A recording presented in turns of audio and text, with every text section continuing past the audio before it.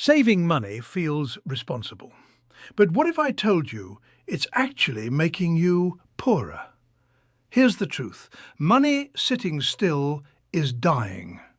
If you leave cash in a bank account, it doesn't grow fast enough to beat inflation, which means every year your money is worth less, even though the number stays the same.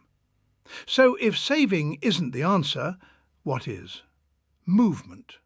Money needs to move, it needs to work, it needs to produce more money. Because real wealth doesn't come from stacking cash, it comes from cash flow. That means putting your money into something that pays you back again and again. Not something risky, not something trendy, something stable that produces income consistently. Because the goal isn't just to have money. The goal is to build a system where money shows up whether you work or not.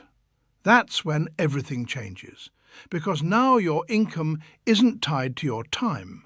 And once your passive income starts matching or beating your active income, you've officially stepped out of the survival game and into freedom.